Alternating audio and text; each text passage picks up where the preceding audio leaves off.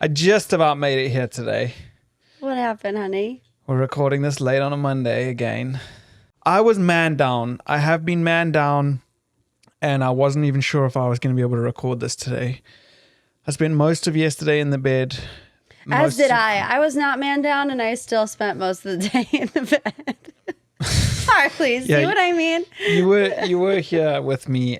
Look at him. I mean, if you're listening to this on a podcast audio and not video, Harley picks the most inopportune times to want like love and affection because he's really not at all a cuddly dog. He doesn't. But right now he's all over me. I know, and he did it to me too last time we recorded. Chill. Just I think he knows something is different. Yeah. Take a lie. So anyway, I got some kind of bug, and I just couldn't move. My body was aching. My back was hurting. I had like a pretty serious stomach ache, but like I wasn't throwing up or anything like that. And I was out of it. Yeah.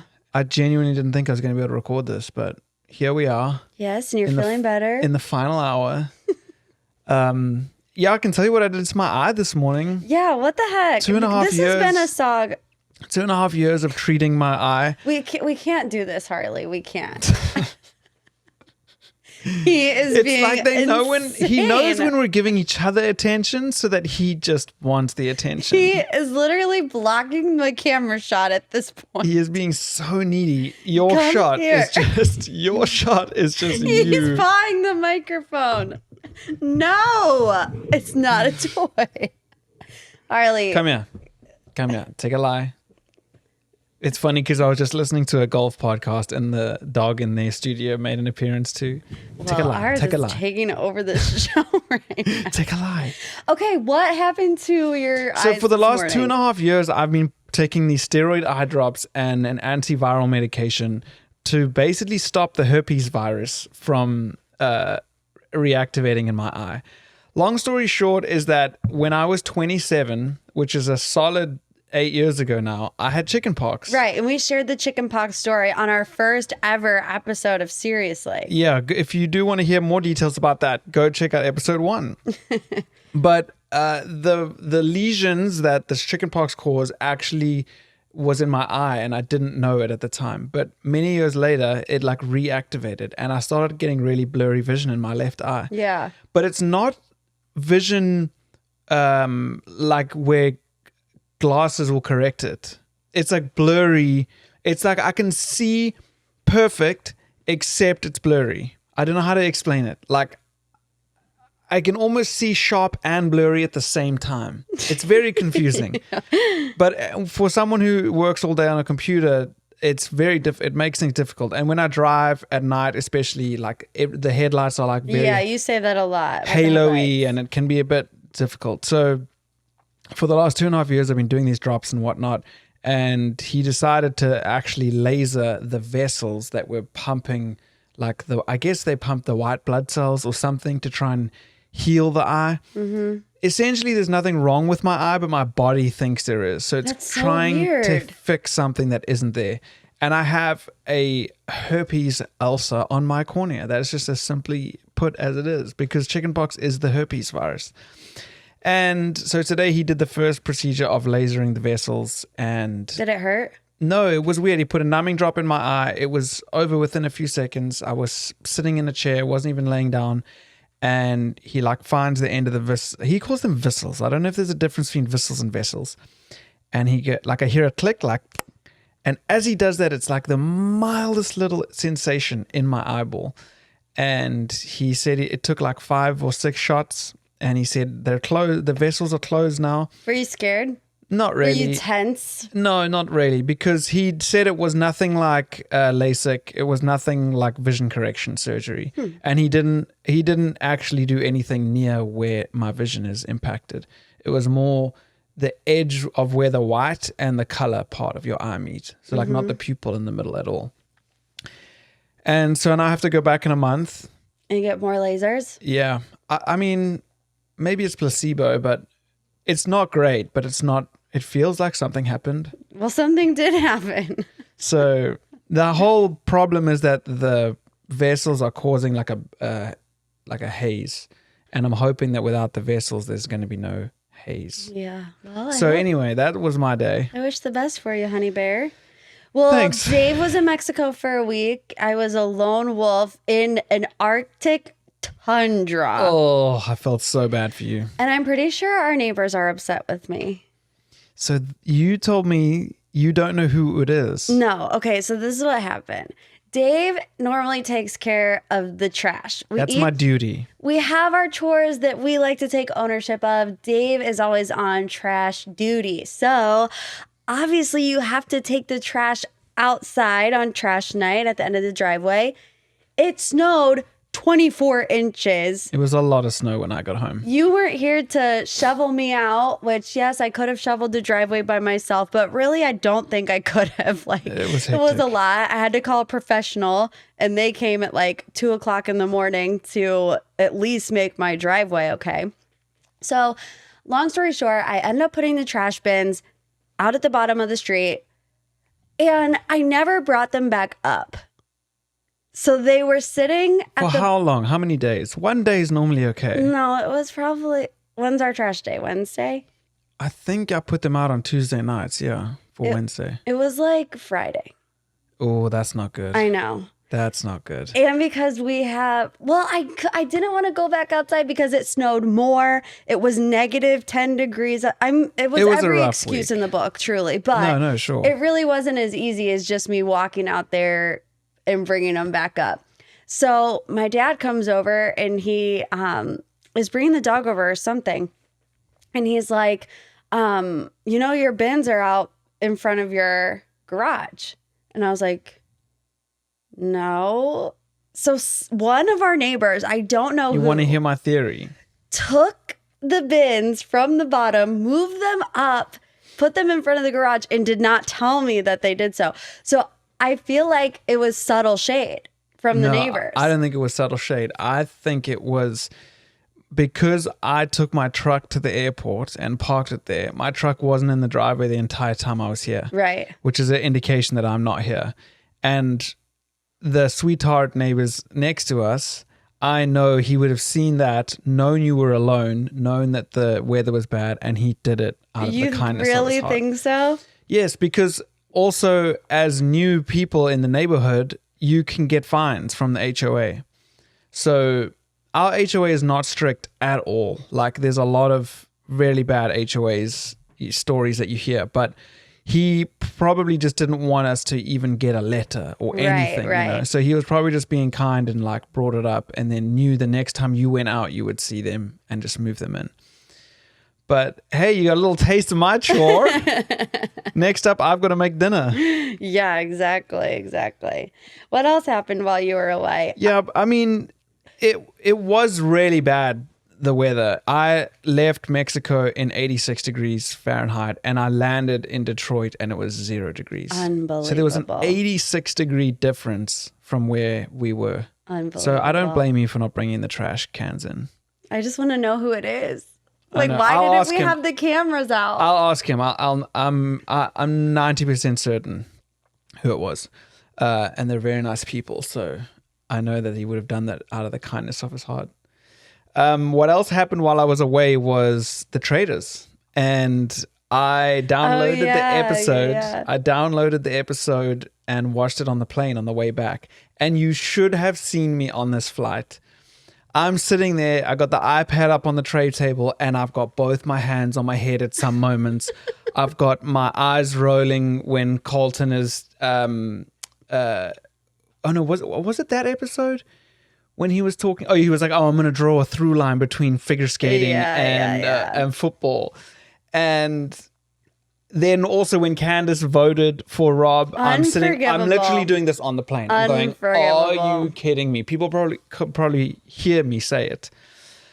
But all in all, I thought it was an overhyped episode. Oh, for sure. I mean, the fact that Alan was saying this is the craziest moment in Traitors US history, this banquet. He's like, whenever you hear the word banquet, no, it's about to be insane. Carnage is what he said. Yeah. And I was like, it wasn't that big of a deal. Like, I thought, what do you think is the craziest moment in Traitors history, US? Like, if one moment comes to your mind, what is it? I mean, it's Rob accusing Bob the drag queen around the round table. Easily. Yeah. I mean, that was the first time that we really saw like traitor v traitor at the round table. And the fact that it was two people like Boston Rob and Bob the drag queen with just these, you know, Different bigger than life personalities in different ways. And now they host the podcast. Yeah.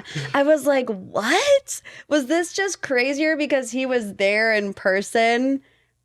Because it was totally overhyped. I think it was just because of how vocal the people who wanted the antidote were. Yeah. And it made it a bit chaotic. And like Jam getting rushed out or whatever. I think that was part of it. Which I also didn't like that. Yeah, it was pretty hectic. I didn't vibe with that moment.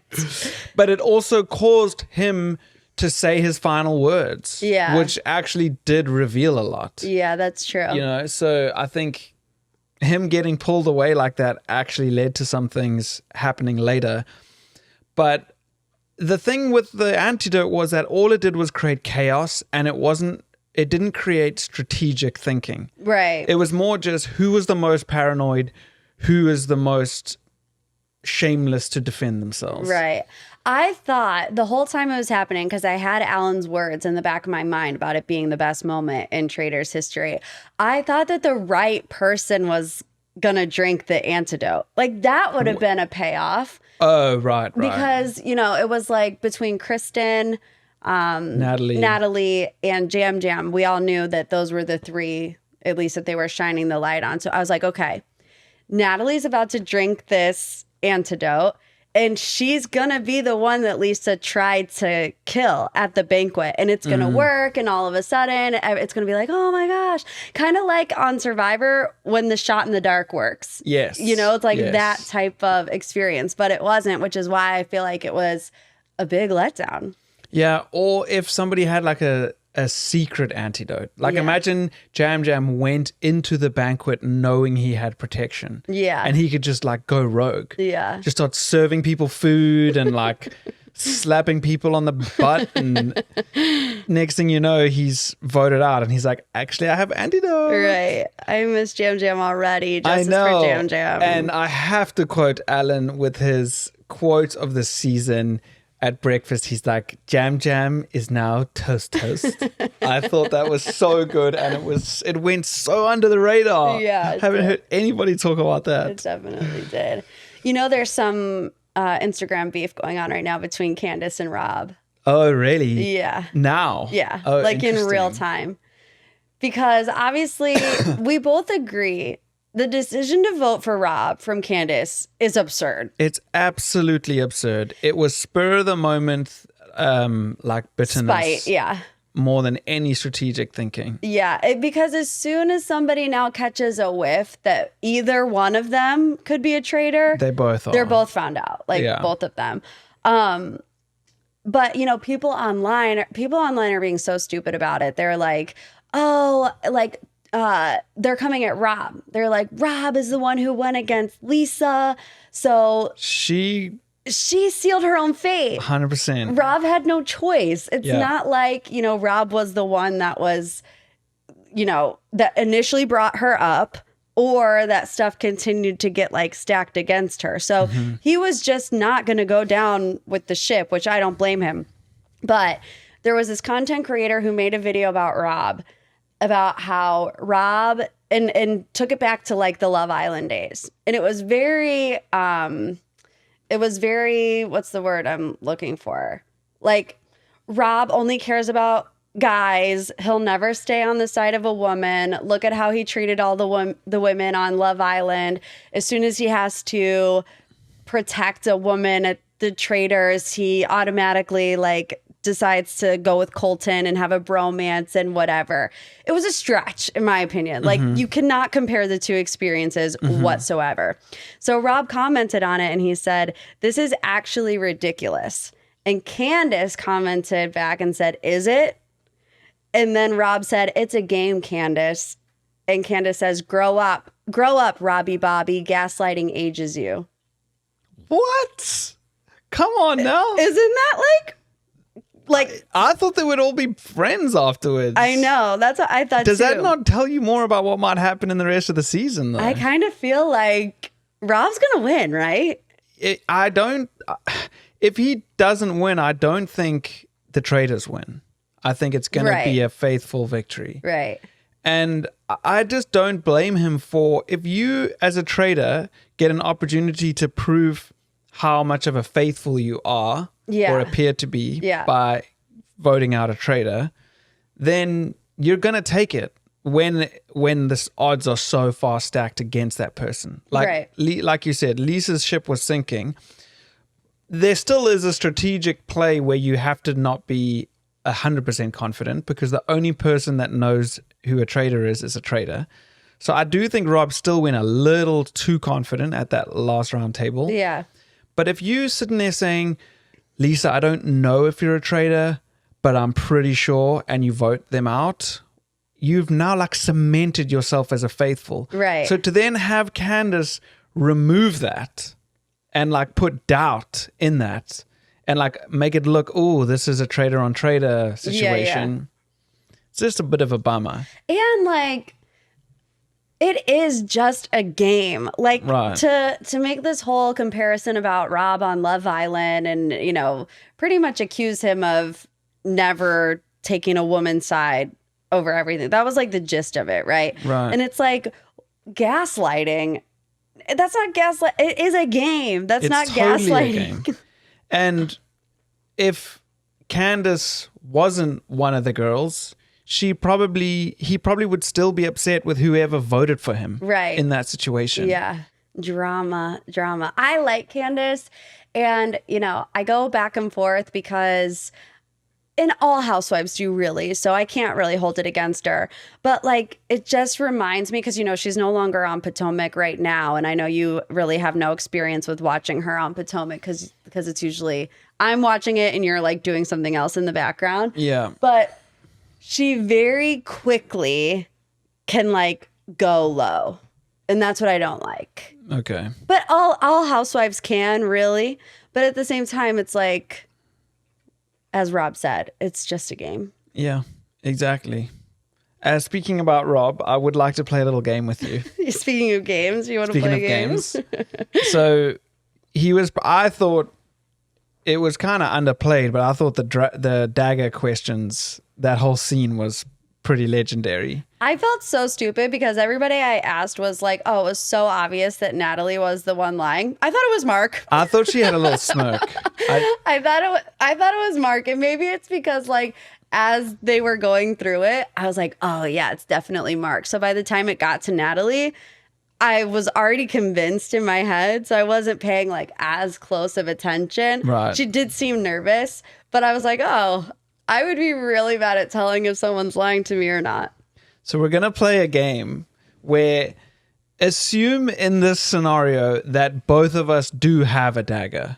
Okay. Just assume that. Like, you are the one with a dagger, but you've got to lie to me and say you don't. Okay. And we're going to then roll reverse, and you're going to do it. And then we're going to ask the audience to comment who was the most believable. What? Wait, explain it again. I'm a visual learner. I don't get it. So this isn't how it works in the Traitors. Only one person has the dagger. So just imagine you assume the role of Rob for once, and then I will assume the role as Rob for once. And so when we're asking the other person, they do have the dagger, but you have to tell me you don't. Yes. Okay. And just based on how you respond. So you're gonna ask me questions. Yep. I'm gonna lie to you. I'm Rob first. Okay. Ready? No, you're supposed to be taking my dagger. So I have the dagger. Yes, that's what I'm saying. Yeah, you're asking me questions to try to get the dagger. Correct. Okay. And you do have the dagger. Okay, yeah, and I have to lie is what you're saying. Yes. Okay. So based on your response, people are going to judge who was better at lying. Okay. What's your name? Morgan. What's your favorite color? I'm laughing more than you are. I'm already laughing. Black. Do you have the dagger? No. Okay. That's pretty good. Riveting. No, we're going to judge the difference. Okay. Okay, go. What's your name? David. What's your favorite color? Black. Where are you from? South Africa. Do you have the dagger? No. You had a little nostril flare. I don't even think we need to ask the audience. He was so excited about that too, you guys. You have no idea. He was sitting at his desk in his office. Oh, come on. Just creasing himself, as Dave would say. I'm going to try again. I knew he was going to want to try again. Okay, ready?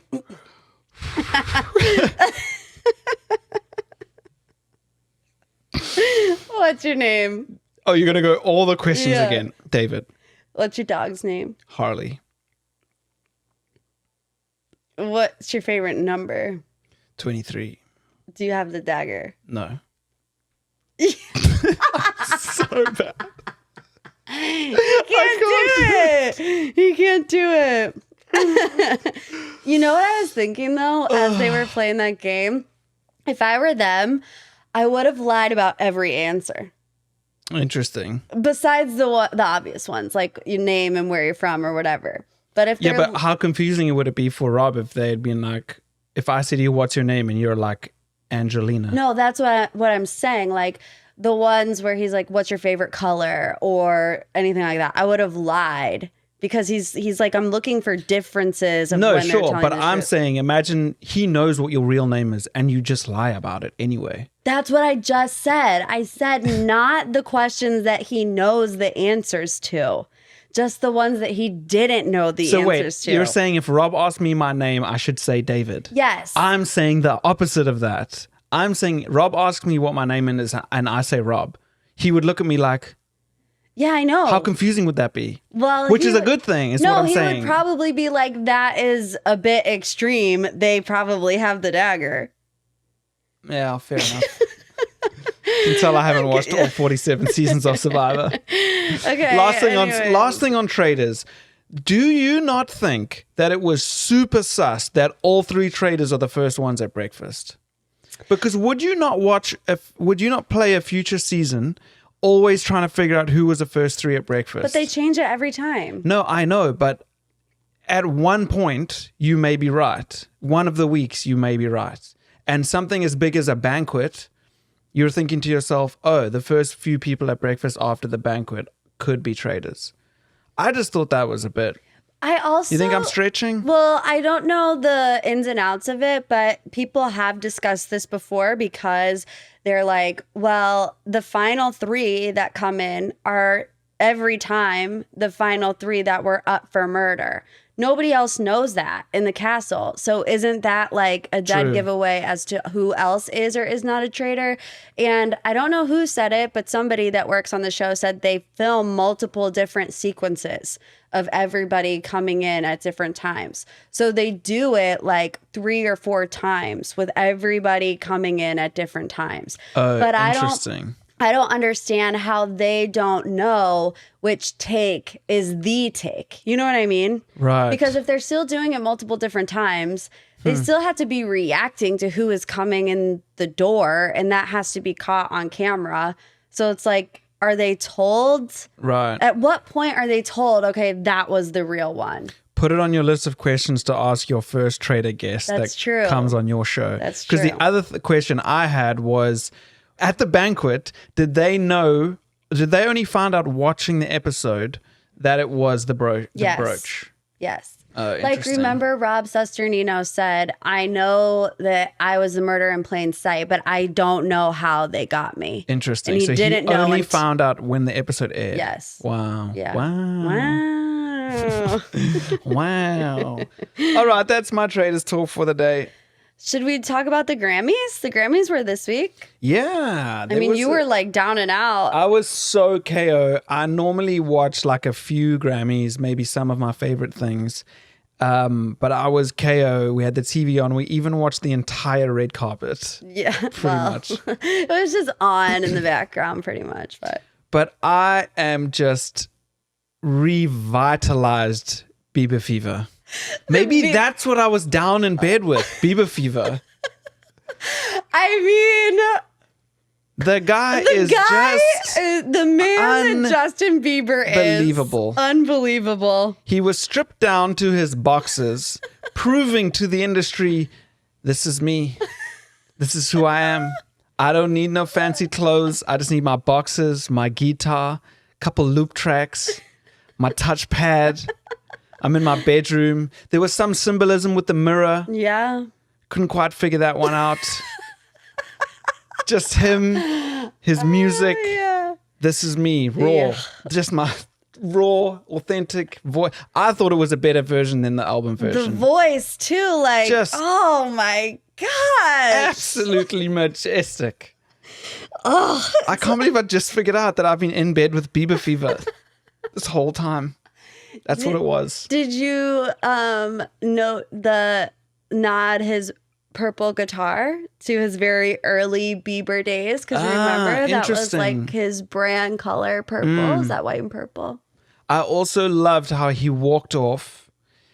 I don't know if this was planned, but he walked off with the loop still playing. Then he came back out and everyone thought he was going to keep singing, but all he did was turn the loop off and walk back out again. So was that like a little bit of symbolism of, hey, I've left, I'm not making music for a while, comes back with this banger album, but he's like, nah, I still don't want the limelight. Just let me play my music. Well, jeez, look at me just over-analyzing. Anyway, I thought that was by far the performance of the night. Yeah. I mean, I honestly don't really care about anything else. At least to the amount that I cared about that.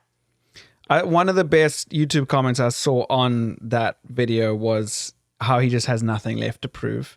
And it's almost funny how he didn't win anything last night. He got nominated for so much, didn't win anything, but it's like, yeah, doesn't matter. No, not really. You're a big Olivia Dean guy now all of a sudden. I know. Her voice, I said this to you earlier, her voice is so mature. I had visioned in my head a much older woman singing that song. Yeah. And that was the first time I'd ever seen her, which is crazy to think that I'm so out of touch with certain pop culture and music. But she just has this like vibe about her where she seems so happy to be singing and doing what she's doing. And I'm now jamming to that song. Which song? I'm the man I need. I mean, I did make our anniversary reel to that song. Don't you remember? Oh, yeah. Huh.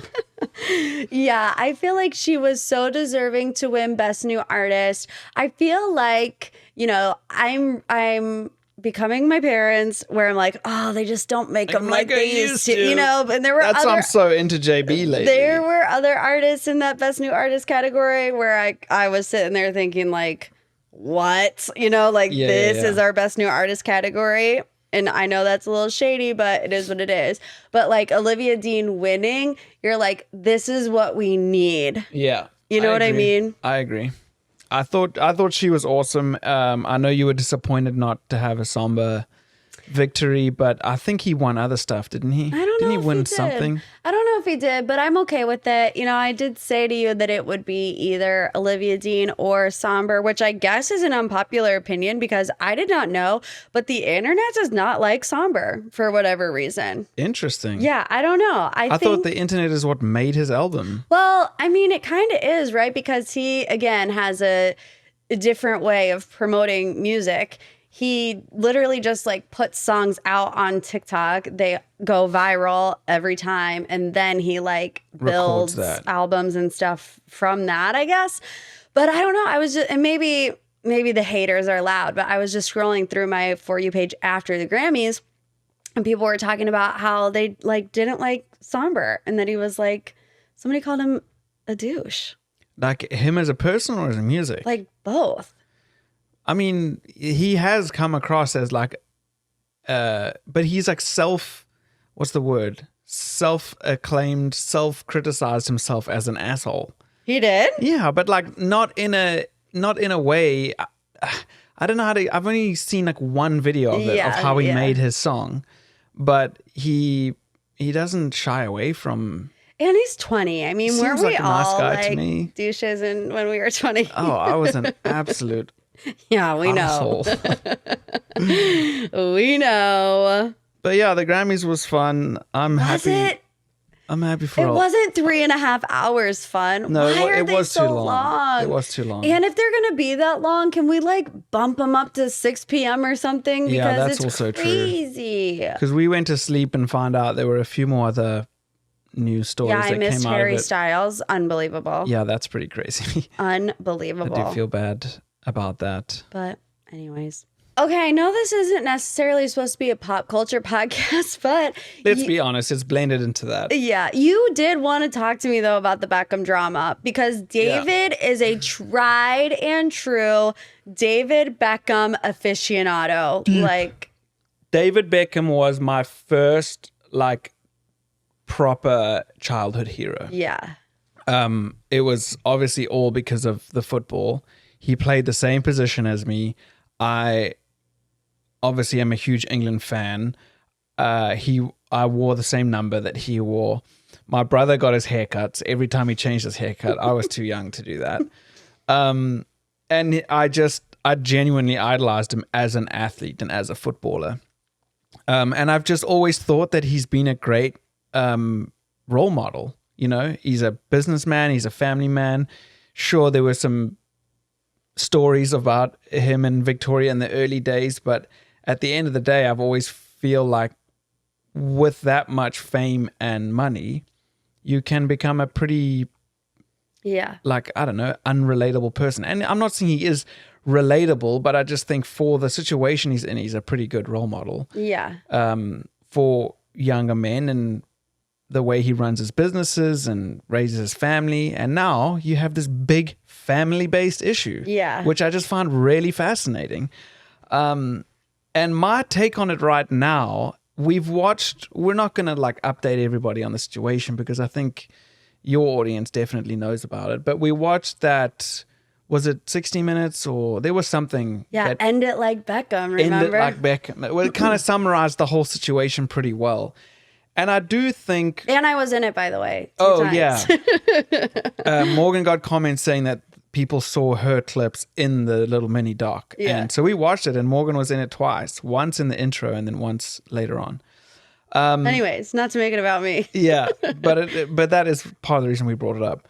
And I just thought it was interesting that I think the actual situation is being blown out of proportion because of who they are. It's like being multiplied or magnified.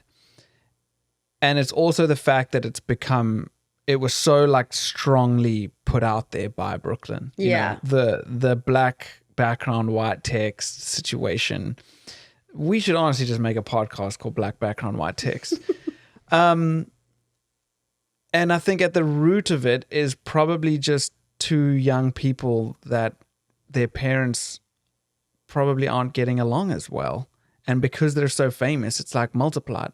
What I'm saying is that I bet you situations like this happen every day in other families. Yeah, definitely.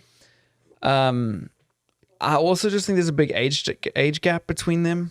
Brooklyn and Nicola. It's 6 years or 5 years? I don't know. I mean, that's not that big of an age gap. I don't know. I disagree. 5 years from 26 to 31. But she's the older one. Yes, that's what I'm saying, is that I feel like if anyone is making him upset about the situation, it could be her.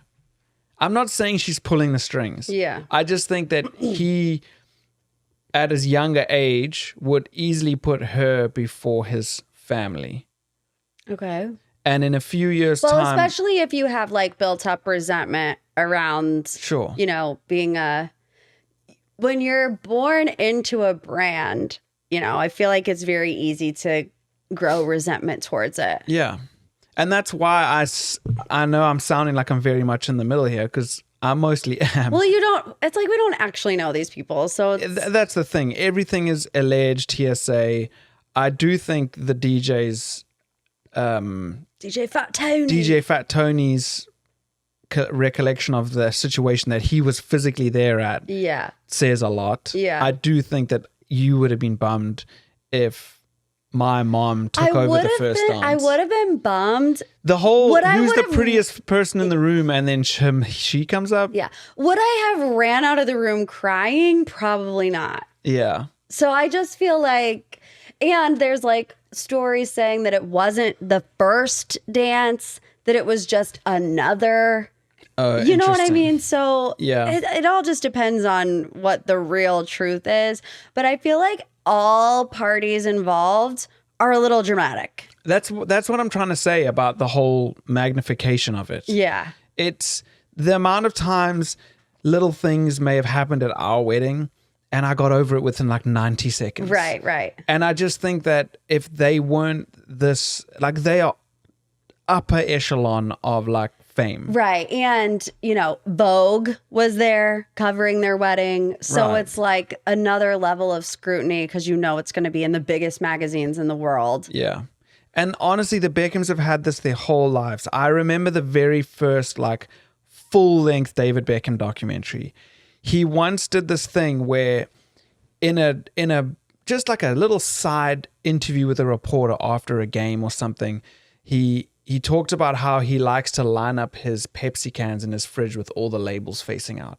Front page of the UK papers the next day, David Beckham, OCD. Yeah. And like he's had that his entire life. Right. So when his son is accusing the family of something, boom, it's another massive blow to the Beckham brand or whatever. Yeah. So I just think it's one of those things that we won't even be talking about.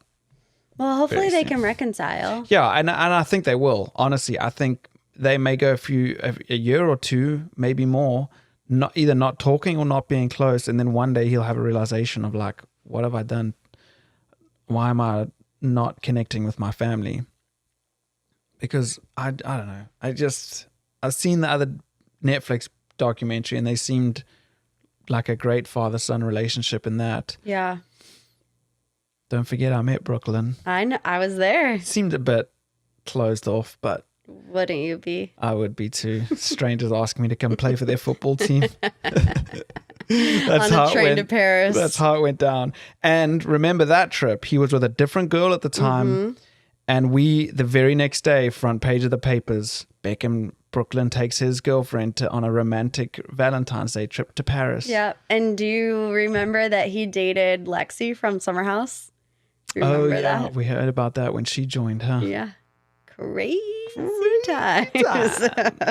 Anyway, let's get into the Seriously Award of the Week. I'm being catfished. You are. What's crazy is that this has been going on for months. Yeah, someone is pretending to be me. If you see Morgan Pop Talks videos on Facebook coming from Sarah Friel, block that, report that for impersonation. Sarah Friel, why are you trying to...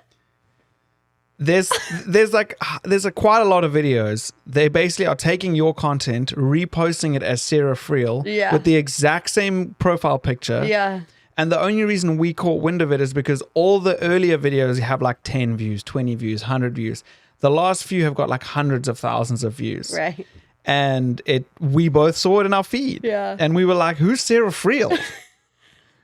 So we reported it for impersonation. Is it bad that I'm like low-key a little flattered? You know, I made it. Mom, I made it. Someone's trying to beat me on the internet. Yeah. But you know, I actually reported it a while ago because people had been DMing me about it. Oh, interesting. I reported it saying like, this person is pretending to be me. Nothing ever happened. Wow. So, sweethearts, I need you. If you see it. Because it is annoying. And I don't know who the person behind it is, but it seems like in their earlier videos, they were posting like weird stuff, like OnlyFans content. Yeah. That's the vibe. I didn't click on anything, but the thumbnails were a little suspicious. There's probably like bot accounts that try a bunch of different themes, and then whatever starts sticking, they kind of stay with that. Think it's a robot? I think partly, yeah. I think somebody is controlling a bunch of accounts, and like there's just a system that will download your videos, then repost them or something, and then whichever accounts start doing well. At first, I was like, oh, no, I mean, I'm joking when I say like that I'm flattered or whatever. Yeah. But at the same time, it is starting to make me look bad because the quality's not as good. the quality is bad. They're super old. So they were like posting something about Amanda Petula that happened 3 years ago. And the comments are like, look at this idiot. Like, this was 3 years ago. I know, it's not me. Right. And they have like weird hashtags and the captions are all stupid. I need the Facebook police. Like, what do I do? We need to arrest this person. I reported it as you and said that they're impersonating you. And then I reported it as me saying this is reporting. And then I tagged you.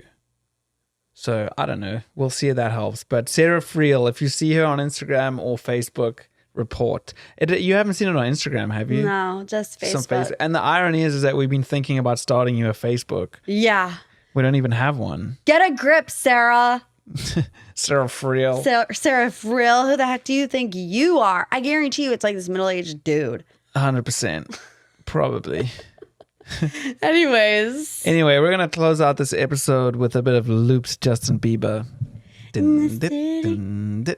I loved when he was like, slide city, you know what I mean. What is, I mean?